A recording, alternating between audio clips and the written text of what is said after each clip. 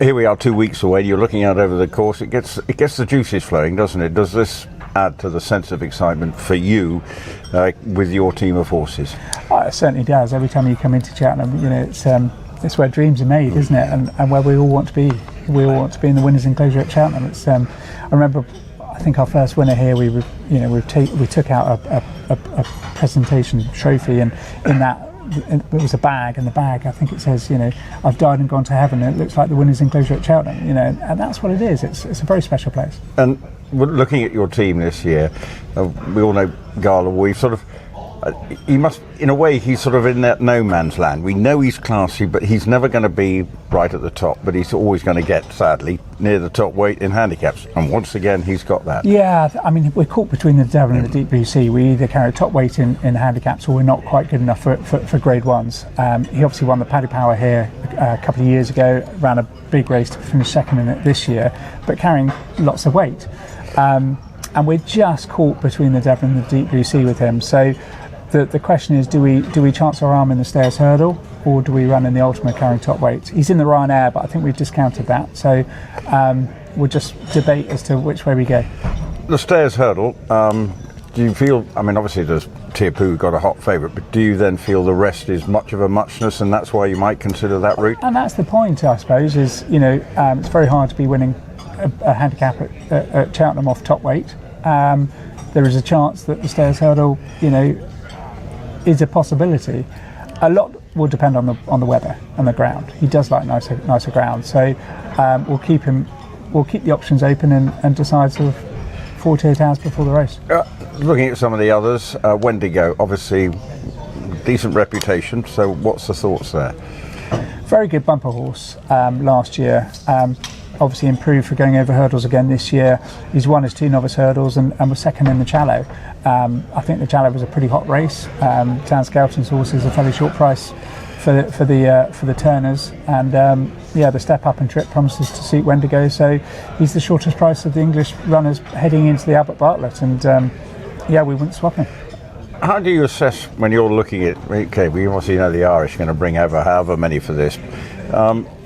Do you feel intimidated, or do you think actually my horse justifies his price tag against the Irish horses? Yeah, I mean, listen, we're very lucky. We've had a couple of winners at the festival, and we appreciate how hard it is to be competitive and win here. But we know what we've got. We like what we've got, and we'll give it every chance.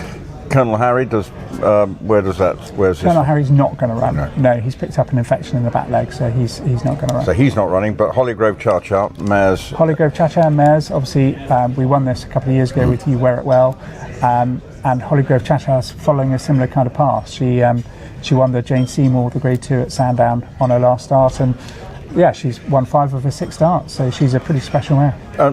Obviously the mares division, it's getting increasingly competitive because everyone seems to think they've got a pretty decent mares, but winning 5 out of 6, are you a marked horse, do you think? Well, I think she probably creeps in slightly under the radar. I don't know what price. I think I looked, she was about 40 to 1 or something, which listen, we don't mind what price she is. She's a smart mare, and hopefully she can follow in the footsteps of You Wear It Well. The new course is on the Thursday, obviously. The only time we got beaten was at Taunton, which was over 2 miles on a sharp track on good ground that day. The new course is very different. It's more of a stamina test, as you know, and if there is a little bit of rain around later on in the week, hopefully she's got a chance. Does that always enter a trainer's consideration here? Okay, it's a festival, but everyone says, it may be the new and old course, but we may be looking out over the same view. But they do ride so differently, don't they? They do, yeah. The old course, obviously on the first 2 days, is a sharper, quicker test.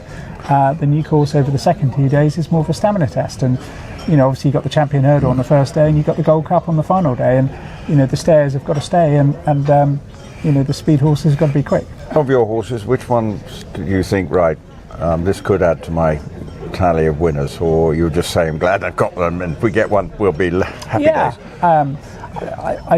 I think Super Survivor probably creeps into the bottom of the Potemps and would have a chance. He's won his last 2 hurdle races. We were turning him into a staying chaser previously, but he got stuck in the mud at Chepstow in the Welsh National One favourite last year. Took us a while to get him back on track, but we got him back on track, and he could have half a chance there. And that race is a bit different. You look at the other handicap entries as masses. This is different this year, isn't it? So it feels like you can get, if you get in at a good weight, you might have more chance. Yeah, it does. Yeah, so I think he's a smart horse.